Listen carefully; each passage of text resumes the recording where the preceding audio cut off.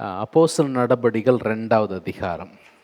அப்போஸ்தலர் நடபடிகள் 2ஆம் அதிகாரம் 42வது வசனத்திலிருந்து 47வது வசனம் வரைக்கும் உள்ள பகுதியை இன்னைக்கு நாம் சுருக்கமாய் தியானிக்க கர்த்தர் நமக்கு கிருபை செய்வாராக. அப்போஸ்தலர் 2:42 47 வரைக்கும். அவர்கள் அப்போஸ்தலருடைய உபதேசத்திலும் அந்நியோனியத்திலும் அப்பம் பிற்குதலிலும் ஜெபம் பண்ணுதலிலும் உறுதியாய் தரித்திருந்தார்கள். எல்லாருக்கும் பயம் உண்டாயிற்று. அப்போஸ்தலர்களாலே அநேக அற்புதங்களும் அடையாளங்களும் செய்யப்பட்டது. விசுவாசிகள் எல்லாரும் ஒருமித்திருந்து சகலத்தையும் பொதுவாய் வைத்து அனுபவித்தார்கள். காணியாட்சிகளையும் ஆஸ்திகளையும் விற்று ஒவ்வொருவனுக்கும் தேவையானதற்கு தக்கதாக அவைகளில் எல்லாருக்கும் பகிர்ந்து கொடுத்தார்கள். அவர்கள் ஒருமனப்பட்டவர்களாய் தேவாலயத்திலே அனுதினமும் தரித்திருந்து வீடுகள் தோறும் அப்பம் பிட்டு மகிழ்ச்சியோடும் கபடமில்லாத இருதயத்தோடும் போஜனம் பண்ணி தேவனை துதித்து ஜனங்கள் எல்லாரிடத்திலும் தயவு பெற்றிருந்தார்கள். ரட்சிக்கப்படுகிறவர்களை கர்த்தர் அனுதினமும் சபையிலே சேர்த்து கொண்டு வந்தார். ஆண்டவருடைய நாமம் மகிமைப்படுவதாக. அப்போஸ்தலர் நடபடிகள் 2ஆம் அதிகாரத்தில் இந்த கடைசி வேத பகுதி ஆதி திருச்சபையினுடைய வாழ்வை குறித்து முதலாக வேதாகமத்தில் அல்லது முதலாக சரித்திரத்தில் சபை ஏற்படுத்தப்பட்ட பொழுது அந்த சபையினுடைய வாழ்வு எப்படி இருந்தது என்கிறத குறித்ததான ஒரு சுருக்கமான வர்ணனையாக இந்த பகுதி வருகிறது. இந்த சபையினுடைய வாழ்வு என்பது அன்றைக்கு மாத்திரமல்ல, இன்றைக்கு இருக்கக்கூடிய சபைகளுக்கும் ஒரு முன் உதாரணமான ஒரு வாழ்வாக இருப்பது போல இதில் சொல்லி இருக்கிற வார்த்தைகள் அமைந்திருக்கிறத நம்ம பார்க்க முடிகிறது.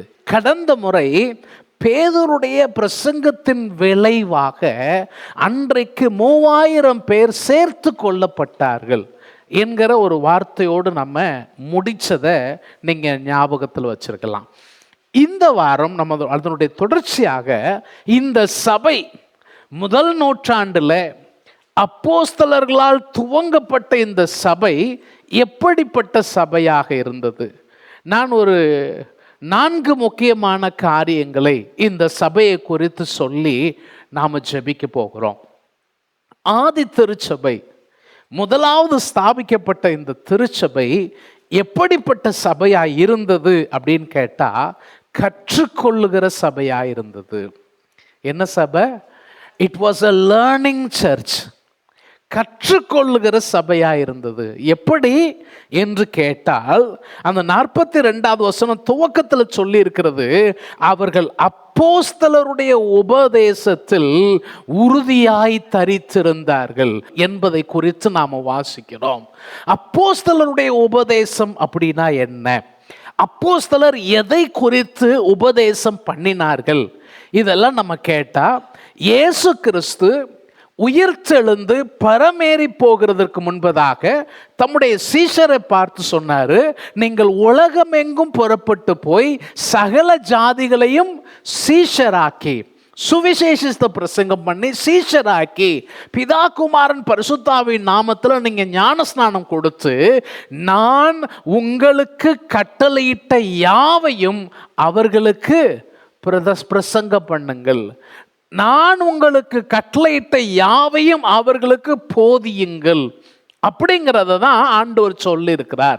அப்போ அப்போஸ்தலர்கள் எதை போதித்தார்கள் என்று கேட்டால் இயேசு கிறிஸ்துவை குறித்த நற்செய்தியை போதித்தார்கள்.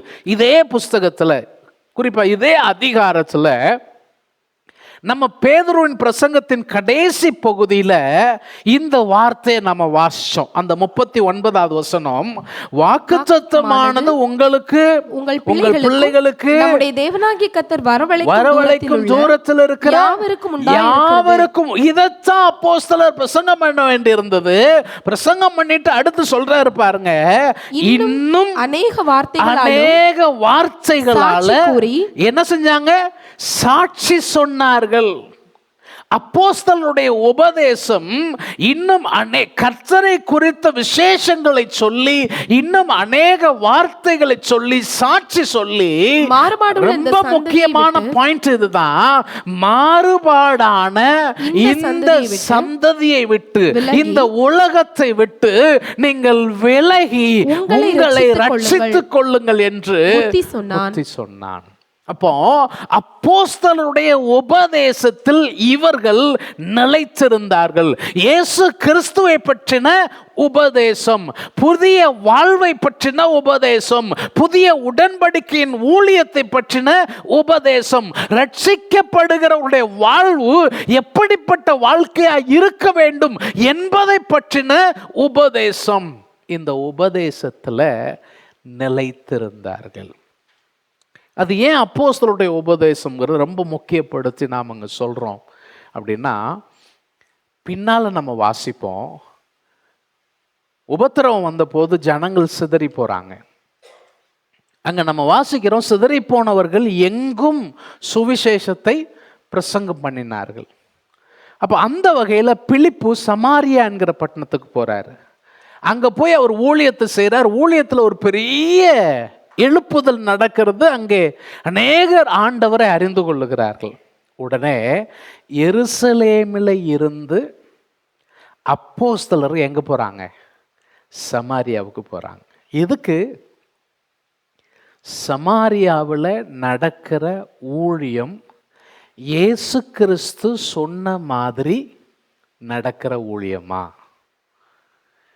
They want to make sure இது சரியான வகையில் செய்யப்பட்டிருக்கிறதா, இவர்களுக்குள் நடந்து கொண்டிருக்கிற காரியம்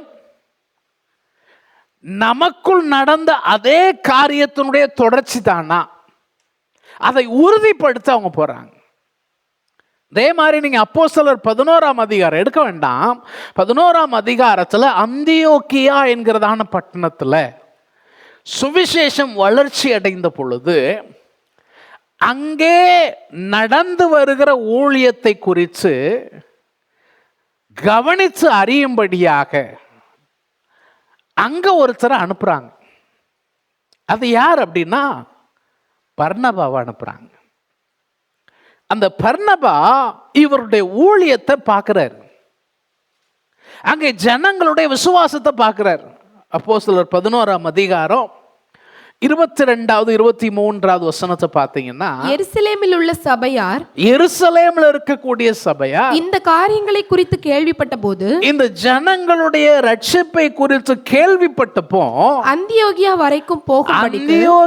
வரைக்கும் போகும்படி பர்னபாவை அனுப்பினார்கள். எதுக்காக போனார் பர்னபா? அடுத்த வசனத்துல சொல்லி இருக்கு, அவன் போய் சேர்ந்து தேவனுடைய கிருபையை கண்டபோது, ஆண்டவருடைய கிருபையை கண்டபோது சந்தோஷப்பட்டான். கர்த்தரிடத்தில் மன நிர்ணயமாய் நிலைத்திருக்கும்படி, கர்த்தரிடத்தில் மன நிர்ணயமாய் நிலைத்திருக்கும்படி எல்லாருக்கும் புத்தி சொன்னான். எல்லாருக்கும் என்ன செஞ்சான்?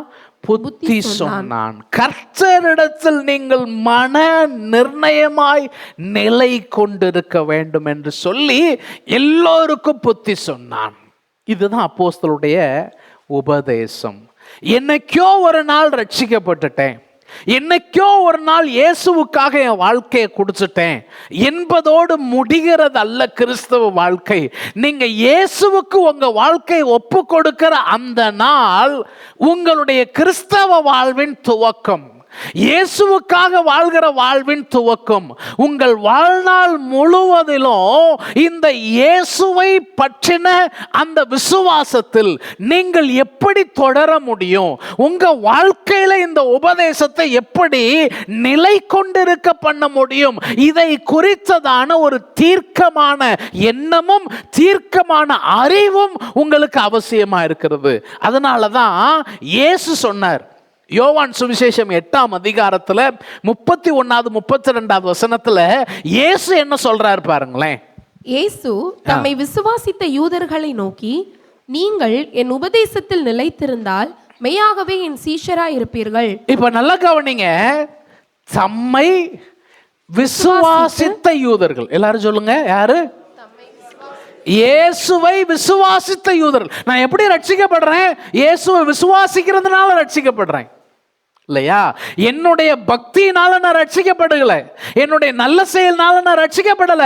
இயேசுவின் மேல நான் வச்சிருக்கிற விசுவாசம் தான் என்னை ரட்சிக்கிறது. ஆனா அந்த விசுவாசத்திற்குள் வந்ததுக்கு அப்புறம் நான் என்ன செய்யணும்னு கேட்டா, இயேசு சொல்றாரு, நீங்கள் என் உபதேசத்தில் நிலைத்திருந்தால். எல்லாரும் சொல்லுங்க, என்ன செய்யணும்? என்னங்க? இயேசு கிறிஸ்துவின் உபதேசத்தில் நிலைத்திருக்கிறவர்கள். அப்போ விசுவாசி அப்படிங்கிறது துவக்கம். விசுவாசி அப்படிங்கிற ஒரு துவக்க நிலையிலே நம்ம தேங்கிடக்கூடாது. விசுவாசி என்கிற நிலையிலிருந்து சீஷன் என்கிற நிலைக்கு நாம் மாறணும். சீஷர் அப்படின்னா யாரு? அது ஏதோ சீஷர்னு சொல்லி வச்சிருக்கிறாங்க, அது யாருன்னு யாருக்கு தெரியும்? ஆங்கிலத்தில் டிசைபிள் அப்படிங்கிற வார்த்தையை சொல்றாங்க. நம்ம தமிழ்ல குரு சிஷ்யன், சிஷ்ய பிள்ளை அப்படின்னா என்னது? சாதாரணமாக சொல்லணும்னு சொன்னா மாணவன். யாரு? குருவை பின்பற்றுகிறவன். இயேசுவை நம்புகிறவன் என்கிற நிலையில் மாத்திரம் நான் நின்றக்கூடாது. அவரை நம்பி அவரை பின்பற்றுகிற நிலைக்கு நான் முன்னேறணும் இல்லையா? இதுதான் என்னது? அப்போஸ்தலருடைய உபதேசம். என்னைக்கோ நான் இயேசுவுக்கு என் வாழ்க்கையை கொடுத்துட்டு அவ்வளவுதான், முடிஞ்சு போச்சு. அதுவல்ல ஊக்கமுள்ள சரியான கிறிஸ்தவ வாழ்வு. சரியான கிறிஸ்தவ வாழ்வு என்பது என்னன்னு கேட்டீங்கன்னா, நான் ஒரு காலத்துல இயேசுவை ஏற்றுக்கொண்டு அதோட முடிக்கல, இப்போ அன்றாடம் இயேசுவின் உபதேசத்தில் நான் என்ன செய்றேன்? நிலைத்திருக்கிறேன். 32வது வசனம் சொல்லுது, சத்தியத்தையும் அறிவீர்கள், சத்தியத்தையும் அறிவீர்கள், சத்தியம் உங்களை விடுதலையாக்கும் என்றார். சத்தியம் உங்களை விடுதலையாக்கும். ஒரு அல்லேலூயா சொல்லுங்க. சத்தியத்தின் அறிவு, என்னை விடுதலையாக்குகிற சத்தியத்தின் அறிவு. அதாவது இயேசுவுக்கு உங்க வாழ்க்கையை ஒப்பு கொடுக்கும் பொழுது நீங்கள் ரட்சிக்கப்பட்டீர்கள் என்பது உண்மைதான். ஆனாலும் நம்முடைய வாழ்வில் நம்மை சுற்றி இருக்கக்கூடிய பல கட்டுகள் ஒவ்வொன்றாக விடுதலை ஆக்கப்படுகிறதற்கான ஒரே முகாந்தரம், ஒரே வழி என்னன்னு கேட்டா, சத்தியத்தை அறிகிற அறிவு. நான் எப்போ விடுதலையில் தொடர முடியும்னு கேட்டா, சத்தியத்தை குறித்த அறிவு. சத்தியத்தையும் அறிவீர்கள், சத்தியம் உங்களை விடுதலையாக்கும். இதுதான் அப்போஸ்தலருடைய உபதேசம். அவர்கள் ஒரு நாள்ல ஞானஸ்நானம் எடுத்துட்டாங்க, அதோட முடிஞ்சிருச்சுன்னு கிடையாது. நிறைய பேர் நினைக்கிறாங்க தண்ணிக்குள்ள முங்கி எந்திரிச்சிட்டா எல்லாம் முடிஞ்சிருச்சுன்னு நினைக்கிறாங்க. அது விஷயமே கிடையாது. விஷயம் எதுனா, உங்களுக்கும் ஆண்டவருக்கும் இடையில இருக்கக்கூடிய அந்த உறவு. நீங்க ஆண்டவர் மேல வச்சிருக்கிற நம்பிக்கை, ஆண்டவர் மேல நீங்க வச்சிருக்கிற விசுவாசம், அதிலேயே நீங்க நிக்கிறீங்களா, இல்ல அதற்கு அடுத்த கட்டத்துல அவரில் நிலைத்திருப்பது என்றால், அவரில் அன்பு கூறுவது என்றால், அவர் எனக்கு சொல்லி கொடுத்திருக்கிறதுல நான் நிலைச்சிருக்கிறேன்னா, அவர் சொல்லி கொடுத்திருக்கிறதுல நீங்க நிலைக்க நிலைக்க நிலைக்க உங்களை சுத்தி இருக்கிற கட்டுகள் ஒவ்வொன்றாய் ஒவ்வொன்றாய் ஒவ்வொன்றாய் உங்களை விட்டு விலகிக்கிட்டே இருக்கும். நீங்க முழுமையான விடுதலையை பெற முடியும். அல்லேலூயா. விடுதலைக்கு ஒரே வழி சத்தியத்தை அறிகிற அறிவு தான். இன்றைக்கு நான் சொல்றேன், உபதேசம் என்பது ஏதோ சாதாரணமானதுன்னு நம்ம நினைக்க கூடாது. என் விடுதலைக்கான அடிப்படையே உபதேசம் தான். உபதேசம் இல்லாமல் விடுதலை இல்லை.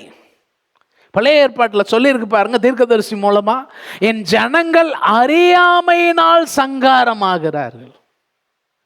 உனக்கு ஏன் சங்காரம்? உன்னால் ஏன் விடுதலையை பெற்றுக்கொள்ள முடியவில்லை? ஏன்னா உனக்கு தெரியல. நான் எப்படி தெரிஞ்சுக்கிறது? சத்திய வசனம் நமக்கு கொடுக்கப்பட்டிருக்கிறது. இந்த வேதம் நமக்கு கொடுக்கப்பட்டிருக்கிறது. இந்த வேதத்தின் வழியாய் கர்த்தர் என்னோடு பேசுகிறார். இந்த சத்திய வசனம் எனக்குள்ள போக போக போக அது எனக்கு விடுதலையை தருகிறது. இந்த வசனம் என்னுடைய உள்ளத்தில் போக போக அது எனக்கு மாற்றத்தை தருகிறது. அது எனக்கு மறுரூபத்தை தருகிறது. இது ஏதோ ஒரு ஏட்டுச் சொரக்கா மாதிரி நான் இதை வாசிக்க கூடாது. இது என் வாழ்வில் மாற்றத்தை தருகிறதற்காக தேவனே எனக்கு எழுதி கொடுத்திருக்கிற மந்திர புத்தகம் அப்படிங்கிற ஒரு நிலையில நான் இதை என்ன செய்யணும்? பார்க்கணும். மந்திர புத்தகம் அப்படின்னதும் மந்திரம் சொல்றதுக்கு இல்லை, எனக்கான செய்வழி புத்தகம், பயிற்சி கையேடு, இன்ஸ்ட்ரக்ஷன் மேனுவல்.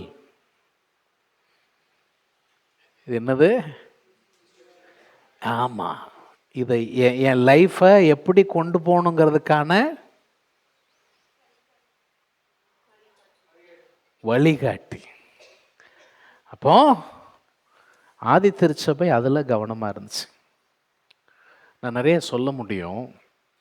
அப்போஸ்தலனாகிய பவுல் எபேசு சபையின் மூப்பரை பார்த்து, இதெல்லாம் நம்ம பின்னாட்களில் படிப்போம், எபேசு சபையின் மூப்பரை பார்த்து எச்சரித்து சொன்னார். 3.5 ஆண்டு காலம் இரவும் பகலும் நான் கண் விழிப்போடு கண்ணீரோடு அவனுக்கு ஜாக்கிரதையாய் போதித்ததை குறித்து கவனத்தோடு நீங்கள் விழிப்பாய் இருக்க வேண்டும். ஏன்? ஏன்னா நான் போன பின்பு மந்தையை தப்பவிடாத கொடிதான ஓநாய்கள் உங்களுக்குள் வந்து உங்களை அழித்து போடுகிறதற்கு, தேவன் மேலே இருக்கக்கூடிய விசுவாசத்திலிருந்து உங்களை விலக்கி போடுகிறதற்கு முயற்சி நடக்கும். உங்களுக்குள்ளிருந்தும் சிலர் எழும்பி மாறுபாடானவைகளை போதிப்பார்கள். அப்போ நீங்க ஜாக்கிரதையா இருங்க. பவுல் சொல்றாரு. பவுல் மாத்திரமல்ல, நிருபங்கள்லாம் பல இடங்கள்ல கடைசி காலத்தில் வரப்போகிற மாறுபாடான உபதேசங்கள், கள்ள உபதேசங்கள், பல விஷயங்களை வேதம் முழுவதில் சொல்லி இருக்கிறத பார்க்க முடியும். அதில் குறிப்பாக நம்ம ஒரு 2 வேத பகுதியை மாத்திரம் வாசிச்சுட்டு நம்ம அடுத்த பகுதி கடந்து போயிடலாம். 2 பேதுரு 3ஆம் அதிகாரம். அதாவது பேதுரு எழுதின முதலாவது நிருபம் சபை உபத்திரவத்திற்குள் கடந்து போகும் பொழுது உபத்திரவத்தை எதிர்கொள்வது எப்படி அப்படின்னு சொல்லி கொடுக்கறதுக்கு 1 பேதுரு எழுதினார். 2 பேதுரு எதுக்கு எழுதினார்னு சொன்னா, தவறான உபதேசங்களை எதிர்கொள்வது எப்படி, அதை தான் அவர் செஞ்சிருக்கிறாரு, எழுதியிருக்கிறார். 3ஆம் அதிகாரத்துல 1வது 2வது வசனத்தை பாருங்க. பிரியமானவர்களே, இந்த 2ஆம் நிருபத்தை இப்பொழுது உங்களுக்கு எழுதுகிறேன். பரிசுத்த தீர்க்கதரிசிகளால் முன் சொல்லப்பட்ட வார்த்தைகளையும் இரட்சகராய் இருக்கிற கர்த்தருடைய அப்போஸ்தலராகிய எங்களுடைய கட்டளைகளையும் நீங்கள் நினைவு கூறும்படி. நல்லா கவனிங்க. இரட்சகராயிருக்கிற கர்த்தருடைய அப்போஸ்தலராகிய எங்களுடைய கட்டளைகளை நீங்கள் நினைவு கூற வேண்டும். வேறு வார்த்தையில சொல்லுவோம்னா, அப்போஸ்தலராகிய நாங்கள் உங்களுக்கு கொடுத்திருக்கிற உபதேசங்களை நீங்க என்ன செய்யணும்? நினைவு கூறும்படி இந்த நிருபங்களினால் உங்கள் உண்மையான மனசை நினைப்பூட்டி நான் என்ன செய்றேன்? எழுப்புகிறேன். அப்ப கீழே என்னென்ன மாறுபாடுகள்லாம் இருக்குங்கிறத அவர் பேசுறாரு. ரொம்ப குறிப்பா வருகையை குறித்ததான சில விஷயங்கள்லாம் அங்க சொல்லப்படுகிற விஷயங்களை பேசுறாரு. நமக்கு அதுக்குள்ள போறதுக்கு நேரம் இல்லை. கடைசி பகுதி 17வது 18வது வசனத்தை பாருங்க. ஆதலால் பிரியமானவர்களே, இவைகளை முன்னமே நீங்கள் அறிந்திருக்கிறபடியால், அதாவது அவர்களுக்குள்ளே வரப்போகிறதான அந்த உபதேச குளறுபடிகள், அந்த எல்லாவற்றையும் அவர் சொல்லிட்டு சொல்றாரு, இவைகளை முன்னமே நீங்கள் அறிந்திருக்கிறபடியால் அக்கிரமக்காரருடைய வஞ்சகத்துல நீங்கள் இழுப்புண்டு உங்கள் உறுதியிலிருந்து விலகி விழுந்து போகாதபடிக்கு எச்சரிக்கையாயிருந்து. உபதேசம் எதுக்கு தெரியுமா? உபதேசம் எதுக்கு? இந்த 17வது வசனத்தின் பின்பகுதி, உங்கள் உறுதியிலிருந்து விலகி விழுந்து போயிடக்கூடாது. அதனாலதான் சபையில போதனை அவசியமா இருக்கு. அதனாலதான் ஒவ்வொரு வாரமும் உங்களை கூப்பிட்டு வச்சு உட்கார வச்சு அட்லீஸ்ட் 1 மணி நேரமா எதுக்கு போதிக்கிறோம்? நேரப்போக்குக்காகவா? இல்லை பாஸ்டர், நான் ரொம்ப கஷ்டத்தில் இருக்கிறேன், ஏதாவது 4 நல்ல வார்த்தை சொல்லி என் இருதயத்தை கொஞ்சம் திடப்படுத்தி விட்டா நல்லா இருக்கும். அதுவும் இருக்கும், அது இல்லாமல் இருக்காது. சபையினுடைய மிக பிரதானமான நோக்கம் என்னன்னு கேட்டா, நீங்க உறுதியா நிக்கணும். எப்படி? உங்க உறுதிய அசைக்கிறதற்கு எதிராளி ஒருத்தன் இருக்கிறான். அவன் வஞ்சகம் நிறைந்தவன். அவன் எப்படியாவது உங்களை உங்க உறுதியிலிருந்து திசை திருப்பி, விசுவாசத்திலிருந்து திசை திருப்புகிறதற்கு என்னவெல்லாம் செய்ய முடியுமோ அத்தனை செய்வான். அது உங்களுக்கு ரொம்ப நெருக்கமான ஆட்கள் மூலமா கூட செய்வான். நம்ம நினைப்போம் உறவுக்குள்ள உள்ள பிரச்சனை நினைப்போம். உறவுக்குள்ள உள்ள பிரச்சனை கிடையாது. மேப்படியா உங்களுக்குள்ள வந்து குட்டையை கிளப்பி உங்க உறுதியை விளக்குகிறதற்கு அவன் செய்யற தந்திரம். நம்ம 2 ஆளுக்கு இடையில இருக்கிற சண்டைன்னு நினைப்போம். உண்மை அதுவல்ல. நீ உன் உறுதியிலிருந்து விலகி போயிடக்கூடாது. ஆண்டவரை குறித்த அந்த அறிவின் நிச்சயம் உனக்கு இருக்கா? இல்லனா அந்த நிச்சயத்தை அறிவதற்கு நான் என்ன செய்யணும்? அதை படிக்கணும். அந்த நிச்சயத்தை நான் உறுதியாய் பற்றி கொள்ள. அதனாலதான் பைபிள் முழுசும் சொல்லி இருக்கு, நீங்க விலகிராதீங்க, தைரியமா இருங்க. உங்களுக்கு சோதனை வரலாம், பிரச்சனை வரலாம், விபரீதமான சூழல்கள் இருக்கிறது போல தெரியலாம், எதுவுமே உங்களுக்கு சரியா நடக்காத மாதிரி கூட தெரியலாம். ஆனா நீங்க நம்பி இருக்கிற நம்பிக்கை அது உண்மையான நம்பிக்கை.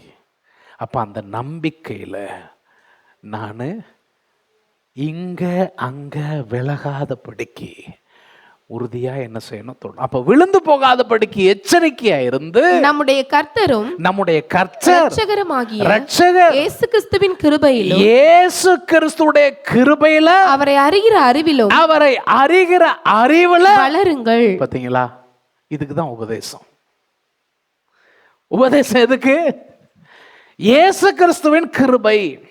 எனக்கு ஆக்சுவலா அந்த கிருபை அப்படிங்கிற வார்த்தைக்கு என்ன அர்த்தம்னா, பலப்படுத்துதல். சொல்லுங்க, எல்லாரும் சொல்லுங்க. அதாவது எதையும் செய்கிறதற்கு அவர் என்ன செய்வார்? பலப்படுத்துகிறவர். சிலர் நினைக்கிறாங்க வாழ்க்கையில ரொம்ப கஷ்டம்லாம் இருந்தா நம்மெல்லாம் விசுவாசத்துல நிக்க முடியாது. யார் சொன்னா? விசுவாச வாழ்வை தீர்மானிப்பது நீயா ஆண்டவரா? தாவீது சொல்றாரு, என் விரல்களை யுத்தத்திற்கு பழக்குவிக்கிறவர். அவர் யாரு? யுத்தத்துக்கு பழக்க வைக்கிறவர்னா என்னது? யுத்தம் இருந்தா தானே பழக்க வைக்க முடியும். யுத்தமே இல்லாம நம்ம எல்லாருமே என்ன நினைக்கிறோம்? லகுவான ஒரு வாழ்க்கை. நமக்கு முன்னால எந்த ஒரு சேலஞ்சுமே என்ன செய்யக்கூடாது? இருக்கக்கூடாது. கோலியாத்து அங்க நின்று கத்திட்டு அடக்கான், தாவீது போறான், எல்லாம் ஓடி ஒளிறாங்க. இவன் சொல்றான், அந்த விருத்த சேதம் இல்லாத நாய் ஜீவனுள்ள தேவனை பேசுறானே, இவனுக்கு என்ன உரிமை இருக்கு? இவன் கேட்கான், இவனை கொலை பண்றவனுக்கு என்ன செய்யப்படணும்? அப்போ இந்த செய்தி யார்கிட்ட போகுது? சவுல் இடத்துல போகுது. சவுல் கூப்பிட்டு விசாரிக்கிறான். கூப்பிட்டு விசாரிக்கும் போது சவுல் இடத்துல தாவீது சொல்றான், அரசே, நான் காட்டில் இருக்கும்போ, ஆடுகளை பராமரிச்சுட்டு இருக்கும்போ ஒரு முறை சிங்கம் வந்துச்சு, என் ஆடை பிடிச்சிருச்சு. நான் என்ன செஞ்சேன்? அதை பிடிச்சி அடிச்சு தாடைய கிழிச்சு போட்டுட்டேன். ஒரு முறை கரடி வந்துச்சு, அதையும் நான் அப்படியே செஞ்சேன். சிங்கத்துக்கும் கரடிக்கும் செய்ததை இவனுக்கும் செய்வேன். யார் அதை செய்ய வச்சது? கர்த்தர். அவன் அந்த ரங்கத்துல அந்த சிங்கத்தையும் கரடியும் மேற்கொள்ளக்கூடிய ஒரு வாய்ப்பு சூழல் அவனுக்கு இல்லாத இருந்துருச்சுன்னு சொன்னா கோலியாத்தை கண்டு இவனும் ஓடி இருப்பான். வாழ்க்கையில எதிர்மறை சூழ்நிலையே வரக்கூடாதுன்னு நினைக்காதீங்க. எதிர்மறை சூழ்நிலை வந்தே ஆகணும்னு நினைக்க வேண்டியதில்லை. எந்த நிலையில இருந்தாலும் என்னை பலப்படுத்துகிற கிறிஸ்தியன் கூட இருக்கிறாருங்கிற நம்பிக்கை உங்களுக்கு வேணும். அல்லேலூயா. ஆண்டவரே எனக்கு வாழ்க்கையை லகுவாக்கி தாரும், இல்லை என் வாழ்க்கையில பிரச்சனையை நிறைய தாரும், எதுவுமே கேட்காத. எது கேட்கணும்னா, ஆண்டவரே உம்முடைய கிருபை எனக்கு தாரும். ஏன்னா அந்த கிருபை இருந்துச்சுன்னா எந்த சூழலையும் என்னால் என்ன செய்ய முடியும்? கடந்து போக முடியும். அதை தான் அங்க சொல்றாரு. நீங்க விலகி, உறுதியிலிருந்து விலகி வழுவி போகாதபடிக்கு அவருடைய கிருபையிலும் அவரை அறிகிற அறிவிலும் வளருங்கள். வளருங்கள். நீங்க வளர்றீங்களா? பக்கத்துல பார்த்து கேளுங்க, வளர்றீங்களா? ஆதி திருச்சபை அந்த வளர்ச்சிக்கு முதலிடம் கொடுத்தது. இந்த கற்றுக்கொள்ளுதல் ரொம்ப ரொம்ப அவசியம். இரண்டாவதாக, இந்த சபை வளருகிற, அதாவது இந்த சபை கற்றுக்கொள்ளுகிற சபை மாத்திரமல்ல, இந்த சபை அன்பு நிறைந்த சபையா இருந்துச்சு. எப்படி? அன்பு. 44வது 45வது வசனத்துல விசுவாசிகள் எல்லாரும் ஒருமித்து இருந்தார்கள், சகலத்தையும் பொதுவாய் வைத்து அனுபவித்தார்கள். காணியாட்சிகளையும் ஆஸ்திகளையும் விற்று ஒவ்வொருவருக்கும் தேவையானதற்கு தக்கதாக அவைகளில் எல்லாரும் என்ன செஞ்சாங்க? பகிர்ந்து கொடுத்தார்கள். எவ்வளவு ஒரு பெரிய ஒரு சூழல் பாருங்க. அன்னைக்கு அவ்வளவாய் அவர்கள் ஐக்கியம் பாராட்டினதை குறித்து நம்ம வேதத்துல பார்க்கிறோம். அவர்கள் ஒருமித்து இருந்தார்கள். விசுவாசிகள் எல்லாரும் எப்படி இருந்தாங்க? ஒருமித்து. இந்த ஒருமித்து இருப்பதற்கு காரணம் என்ன? அவர்களுக்குள்ள இருந்த அன்பும் ஐக்கியமும் தான். அன்பு இல்லாம எப்படி இருக்க முடியாது? ஒருமித்து இருக்க முடியாது. அந்த அந்த அன்பு, அந்த ஐக்கியம், அது என்ன செஞ்சுச்சான்? நமக்கு வேதத்துல வாசிக்கிறோம், சகலத்தையும் பொதுவாய் வைத்து அனுபவித்தார்கள். இது ஆரம்ப காலகட்டத்தில் நிறைய பேர் தங்களுடைய சொத்து பத்தெல்லாம் வித்து கொண்டு வந்து நினைச்சிட்டாங்க, வச்சுட்டாங்க. இப்போ இன்னைக்கு நீங்க உங்க சொத்தெல்லாம் வித்துட்டு கொண்டு வந்து எங்கள்கிட்ட கொடுங்க அப்படின்னு நம்ம சொல்றதும் இல்லை, நீங்க கொடுக்கறதும் இல்லை. அப்படி கொடுக்கணுங்கிற அவசியமோ இல்லை. ஆனா ஏன் அப்படி செஞ்சாங்க? ஏன் அப்படி செஞ்சாங்கன்னா, அவங்க இது கடைசி காலம் அப்படிங்கிற ஒரு எண்ணம் அவங்களுக்குள்ள இருந்துச்சு. அப்புறம் அவங்க என்ன நினைச்சாங்க? இந்த வாழ்வின் பிரதானமான மேன்மையை நான் பெற்றுட்டேன், இனி எனக்கு என்ன வேணும்? நான் அவ்வளோத்தையும் கொண்டு வந்து வைக்கிறேன்னு வச்சுட்டாங்க. சரி, அவ்வளோத்தையும் கொண்டு வந்து வச்சதுக்கு அப்புறம் அவங்கள யார் பராமரிக்கிறது? யார் வாங்கினாங்களோ அவங்க தான் பராமரிக்கணும். சபை தான் பராமரிக்கணும். அதனால தான் பின் நாட்களில் பரிசுத்தவான்களுக்கு தர்ம பணம் சேகரிக்கிறது அப்படிங்கிறதெல்லாம் பின்னால் நம்ம வாசிக்கிறோம் தெரியுமா? அதெல்லாம் யாருக்குன்னா இந்த மாதிரி ஆட்களுக்கு தான்.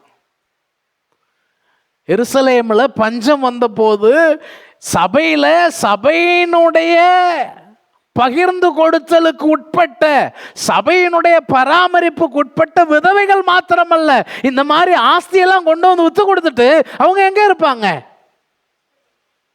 சபையின் பராமரிப்புல தான் இருக்க வேண்டிய இருக்கும். அப்ப அவர்களுக்கெல்லாம் உதவி செய்யறதுக்கு தான் பின்னால பவுல் எந்தெந்த ஊர்லெல்லாம் அவரால் சேகரிக்க முடியுமோ அதெல்லாம் சேகரித்து கொண்டு வந்து இங்கே என்ன செஞ்சார்? கொடுத்தார். இதுக்கெல்லாம் என்ன காரணம்? அன்பு. அன்பு.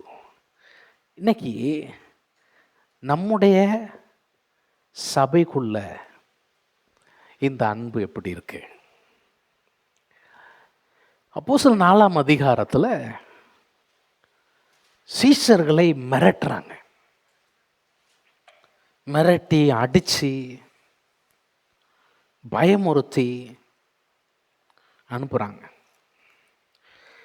அப்படி பயமுறுத்தி அனுப்பின உடனே 4ஆம் அதிகாரம் 23வது வசனத்தை சொல்லியிருக்க, அவர்கள் விடுதலையாக்கப்பட்ட பின்பு தங்களை சேர்ந்தவர்களிடத்தில் வந்து பிரதான ஆசாரியர்களும் மூப்பர்களும் தங்களுக்கு சொன்ன யாவையும் அறிவித்தார்கள். அவர்கள் தங்களை சேர்ந்தவர்களிடத்தில் வந்தாங்க, நிலைமைய சொன்னாங்க.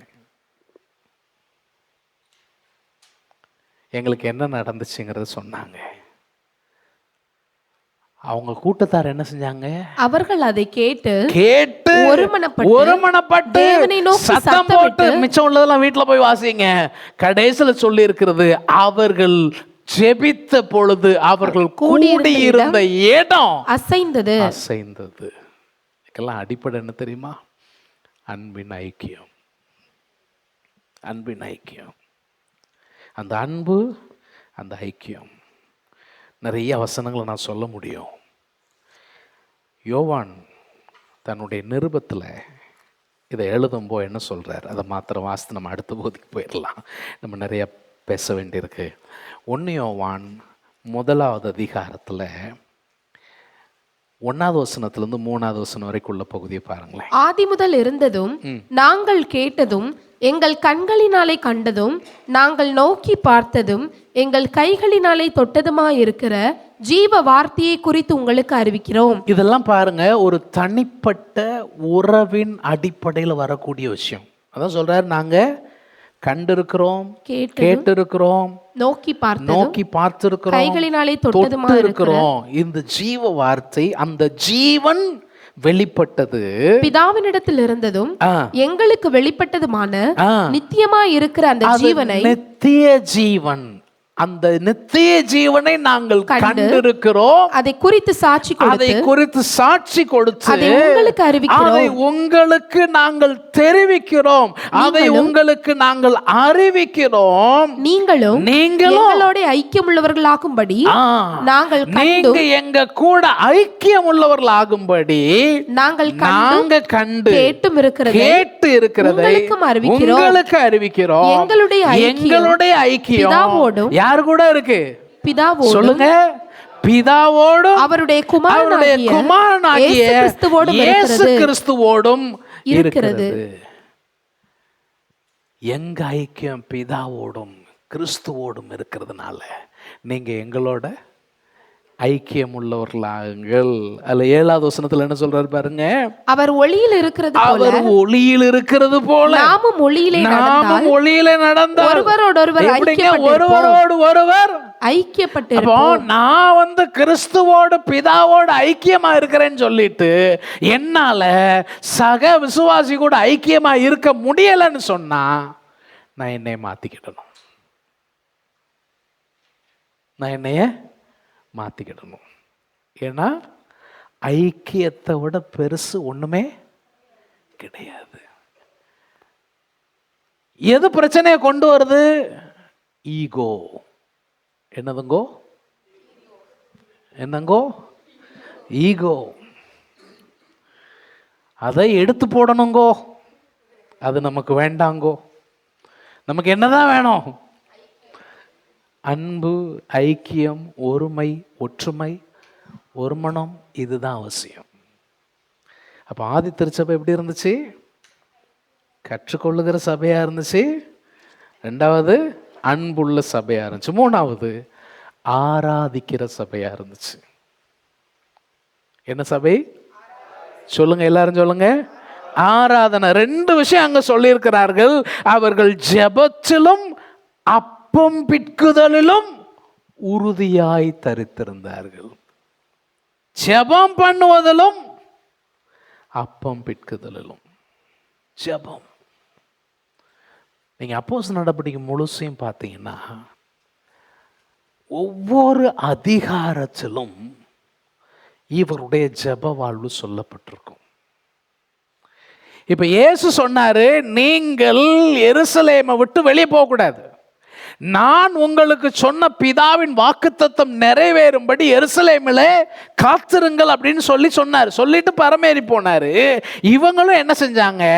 1ஆம் அதிகாரம் 14வது வசனத்தின் பின்பகுதி சொல்லி இருக்கிறது, அவர்கள் ஒருமனப்பட்டு ஜெபத்திலும் வேண்டுதலிலும் தரித்திருந்தார்கள். ஒருமனப்பட்டார்கள், ஜெபத்திலும் வேண்டுதலிலும் தரித்திருந்தார்கள். இன்றைக்கு எந்த சபை ஜெபத்திற்கும் வேண்டுதலுக்கும் பிரதான இடத்தை கொடுத்து ஒருமனப்பட்டிருக்கிறதோ அந்த சபைதான் தேவனுடைய சித்தத்தின் மையத்தில் இருக்கிற சபையாக இருக்க முடியும். எந்த ஒரு சபை ஜெபத்திற்கு முக்கியத்துவம் கொடுக்க விரும்பவில்லையோ, எந்த ஒரு சபை வேண்டுதலுக்கு முக்கியத்துவம் கொடுக்க விரும்பவில்லையோ, அந்த சபை உயிரோட்டம் உள்ள சபையாக இருக்க முடியாது. முடியவே முடியாது. உங்களை பாருங்க, ஒவ்வொரு காலகட்டத்திலும் அவர்கள் ஜெபத்தை பிரதானப்படுத்தினார்கள். நம்ம கொஞ்ச நேரம் முன்னால வாசித்தோம், 4:31 அவர்கள் கூடியிருந்த இடம் அசைந்தது. பயமுறுத்தினாங்க. ஆனா 4:31 பின்பகுதி சொல்லுது, அவர்கள் எல்லோரும் பரிசுத்த ஆவியினால் நிரப்பப்பட்டு தேவ வசனத்தை தைரியமா பேசினாங்க. காரணம் ஜெபம். பின்பகுதி நம்ம இங்கே என்ன வாசிக்கிறோம்? அவர்கள் ஜெபத்திலும் அப்பம் பிட்குதல். அப்பம் பிக்கிறதுனா என்னது? 46வது 47வது வசனம் பாருங்க. அவர்கள் ஒருமனப்பட்டவர்களாய் தேவாலயத்திலே அனுதினமும் தரித்திருந்து வீடுகள் தோறும் அப்பம் பிட்டு மகிழ்ச்சியோடும் கபடமில்லாத இருதயத்தோடும் போஜனம் பண்ணி தேவனை துதித்து ஜனங்கள் எல்லாரிடத்திலும் தயவு பெற்றிருந்தார்கள். இப்போ அப்பம் பிட்குதல் அப்படிங்கிறது அன்னைக்கு என்ன செஞ்சாங்கன்னு கேட்டிங்கன்னா, இன்னைக்கு நம்ம திருவிருந்து நடத்துகிற மாதிரி ஆளுக்கு ஒவ்வொரு பீஸ் கொடுத்து அன்னைக்கு அவங்க நடத்தலை. அன்னைக்கு அவர்கள் முழு சாப்பாடாகவே தான் என்ன செஞ்சாங்க? ஐக்கிய பந்தியாக அவர்கள் அந்த ஐக்கியத்தை பண்ணினாங்க. காலங்கள் மாறி இருக்கிறது, அதனால சபையினுடைய ஒழுங்குகளுக்காக சில மாற்றங்கள் என்ன செய்யப்பட்டிருக்கு. இந்த அப்பம் பிட்குதல் இதை இயேசுவே சொல்லிட்டு போனார்.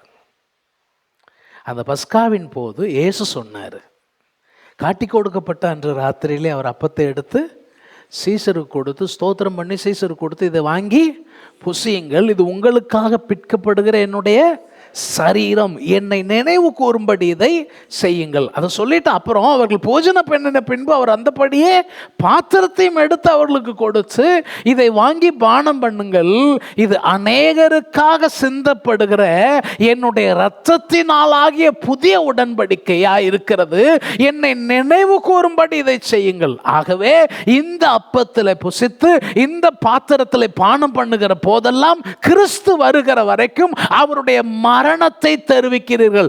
அதை வேறு வார்த்தையில் சொல்லுவோம்னா, இயேசு கிறிஸ்து எனக்காக 2000 ஆண்டுகளுக்கு முன்பதாக மரித்தார். இது பஸ்காவை அப்படியே பிரதிபலிக்கிற ஒரு விஷயம். பஸ்காவில் என்ன நடந்துச்சுன்னு கேட்டா, அந்த ராத்திரியில தேசம் முழுவதில் இருக்கிற ஜனங்கள் தங்களுடைய வீடுல என்னத்தை தோய்த்து வைத்திருந்தாங்க? ரத்தத்தை தோய்த்து வைத்து வீடுகளுக்குள் அவர்கள் அந்த பஸ்காவை ஆசரித்து கொண்டிருந்தார்கள். அந்த தேசம் முழுவதிலும் சங்காரதூதன் கடந்து போய் அந்த தேசத்துல எந்த வீட்டிலெல்லாம் அந்த ரத்தம் தோய்க்கப்பட்டிருக்கவில்லையோ அந்த வீடுகளுக்குள்ளெல்லாம் தலைச்சன் பிள்ளை மரித்து போயிருந்தது. ஆண்டவர் சொன்னாரு, நீ வருஷம் அதை செய்யணும். உன் பிள்ளை இதை பார்த்து, என்னப்பா நம்ம வழக்கமாக சாப்பிட்ற விதம் வேற மாதிரி இருக்கும், இன்னைக்கு என்ன கொஞ்சம் வித்தியாசமாக கையில் தடியெல்லாம் பிடிச்சிக்கிட்டு இப்படி சுட்டு சாப்பிட்றோமே, பார்பிக்யூவெல்லாம் பண்ணுறோமே, என்ன விஷயம்?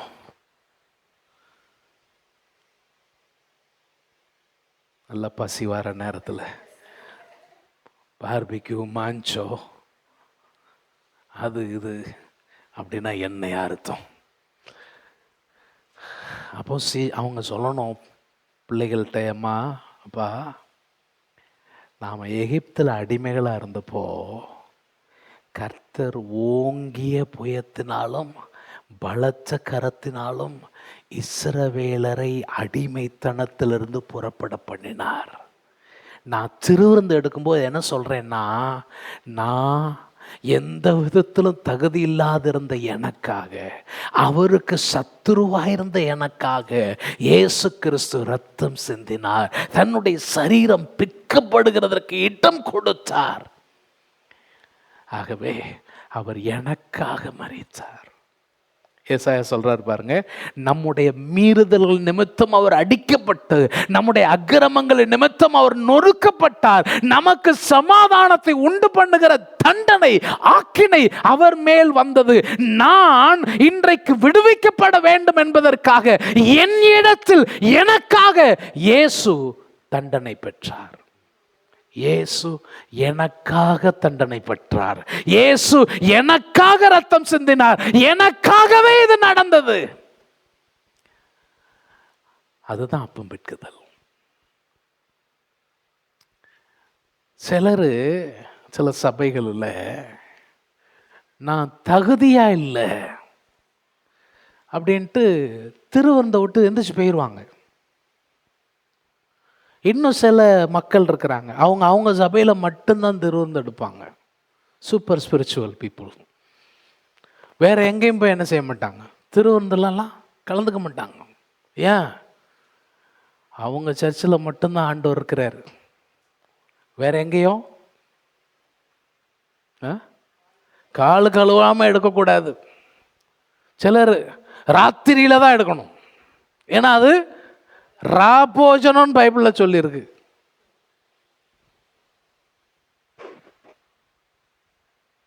இப்ப மரணத்தை தெரிவிக்கிறது ராத்திரி தான் தெரிவிக்கணுமா? பகல்ல தெரிவிச்சா அது தெரிவிக்கிற மாதிரி இருக்காதா?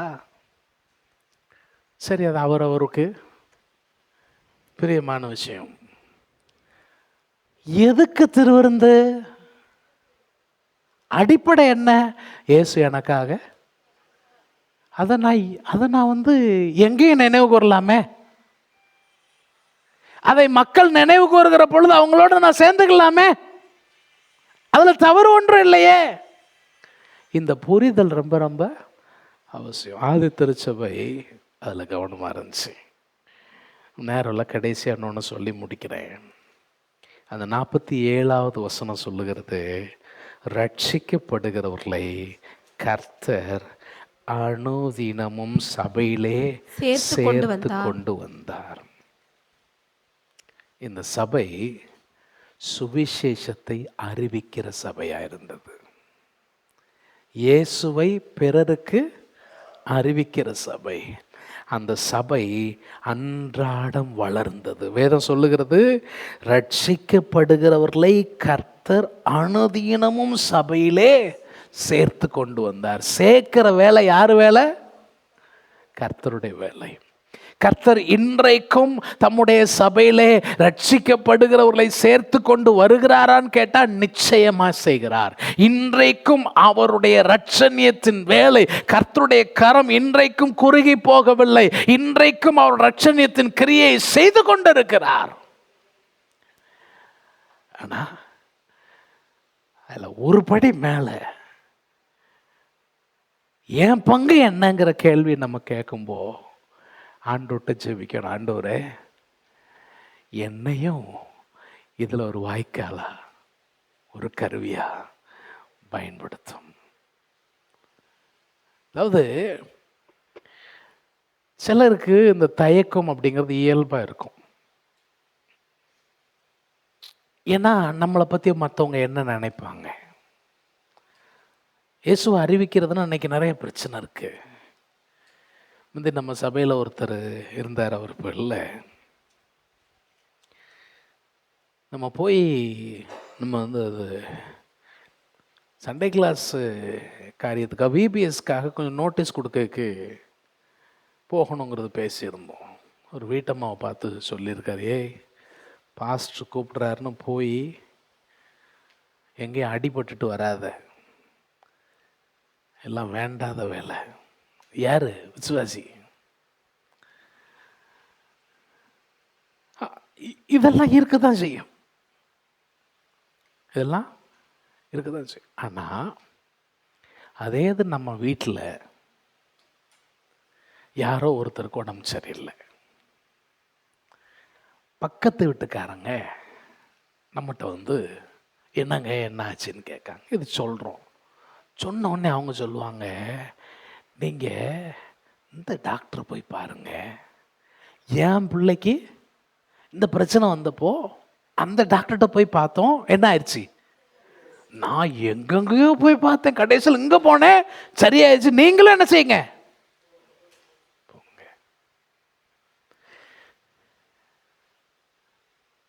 ஒருத்தருக்கு உடம்புக்கு சரியில்லைன்னா இன்னொரு டாக்டரை போய் கவனிக்கணும்னு நமக்கு சொல்ல முடியுது. உங்கள் வாழ்க்கையின் பிரச்சனை இயேசுவால தீர்க்க முடியும்னு சொல்லுகிறதற்கு முடியல. நிறைய நேரம் நம்ம வந்து வாழ்க்கை பிரச்சனைன்னு சொன்னால் நமக்கு சாப்பிட்றதுக்கு சுகமாக இருக்கிறதுக்கு இது மட்டும்தான் வாழ்க்கை பிரச்சனைன்னு நினைக்கிறோம். வாழ்க்கையின் பிரதான பிரச்சனை மனிதன் உலகம் முழுவதையும் ஆதாயப்படுத்தியும் தன் ஜீவனை நஷ்டப்படுத்தினால் அவனுக்கு மெய்யான வாழ்வு இயேசுவை அறிகிறதில் வருகிற வாழ்வு. இயேசு உங்களுக்குள்ள இருந்தால் தான் உங்களுக்கு நித்திய ஜீவன். அப்போ அதை நம்ம அறிவிக்கிறதுக்கு எவ்வளவு கடமைப்பட்டிருக்கிறோம். அதனால தான் பவுல் சொல்றார், சுவிசேஷத்தை நான் பிரசங்கிக்கவில்லை என்றால் எனக்கு ஐயோ கஷ்டம். சுவிசேஷத்தை அறிவிக்கிற கடமை என் மேல இருக்கு, அந்த பொறுப்பு எனக்கு இருக்கு. ஆதி திருச்சபை அந்த பொறுப்போடு நடந்துச்சு. நிறைய வசனங்களை சொல்ல முடியும், நமக்கு நேரம் இல்லை. கடைசி இந்த ஒரு இது மாத்திரம் நான் சொல்லி முடிக்கும். பவுல சொன்னதுனால, பவுல் வந்து கடைசி நீங்கள் அப்போஸ்தலர் கடைசியில் பார்த்தீங்கன்னா ஒவ்வொரு அதிகாரிக்கு முன்னாலேயா நின்று என்ன செய்ய வேண்டியிருக்கும், சாட்சி சொல்ல வேண்டியிருக்கும். இதில் அகிரிப்பான்னு ஒரு ராஜாவுக்கு முன்னால் நின்று சாட்சி சொல்லுவார். அந்த அகிரிப்பாவுக்கு முன்னால் போய் நின்று சொல்லும் பொழுது அகிரிப்பாவிட்ட இப்போ பேசுகிறார். ஏரோது அகிரிப்பா 26ஆம் அதிகாரம் 27 29 வரைக்கும் இந்த சங்கதிகளை ராஜா அறிந்திருக்கிறார், ஆகையால் தைரியமாய் அவருக்கு முன்பாக பேசுகிறேன் சொல்றாரு. இதெல்லாம் ராஜாவுக்கு தெரியும், நான் எப்படி பேசுறேன், தைரியமா பேசுறேன். இவைகளில் ஒன்றும் அவருக்கு மறைவானதல்ல, ஒண்ணுமே அவருக்கு மறைவுள்ளன்னு எண்ணுகிறேன். இது ஒரு மூலையிலே நடந்த காரியம் அல்ல, ஏதோ மூலையில நடந்தது கிடையாது. அகிரிப்பா ராஜாவே, இப்பதான் பாயிண்ட். என்ன சொல்றாரு? அகிரிப்பா ராஜாவே, தீர்க்கதரிசிகளை விசுவாசிக்கிறீரா? தீர்க்கதரிசிகளை விசுவாசிக்கிறீரா? விசுவாசிக்கிறீர் என்று அறிவேன். விசுவாசிக்கிறீர் போடு ஒரு கொலக்கட்டன மாதிரி விசுவாசிக்கிறீர் என்று அறிவேன். அப்பொழுது அகிரிப்பா பவுலை நோக்கி, பவுலை பார்த்து சொல்றாரு, நான் கிறிஸ்தவன் ஆகிறதற்கு எப்பா நீ ஒரு முடிவோட தான் வந்திருக்க, நான் கிறிஸ்தவன் ஆகிறதற்கு கொஞ்சம் குறைய நீ என்னை சம்மதிக்க பண்ணுகிறாய் நீ என்னை சம்மதிக்க பண்ணுகிறாய். அதற்கு பவுல் என்ன சொல்றார்? நீர் மாத்திரமல்ல ராஜாவே, என் வேலை உங்கள்ட்ட மட்டும் இல்ல. இன்று என் வசனத்தை கேட்கிற யாவரும், என் வசனத்தை கேட்கிற யாவரும் கொஞ்சம் குறைய மாத்திரமல்ல, கொஞ்சம் குறைய மாத்திரம் இல்ல, இந்த கட்டுகள் தவிர, அவரு செயின்ல கட்டி இருக்கிறாங்க, கைதியா கட்டி இருக்கிறாங்க, இந்த சங்கிலி வேண்டாம்.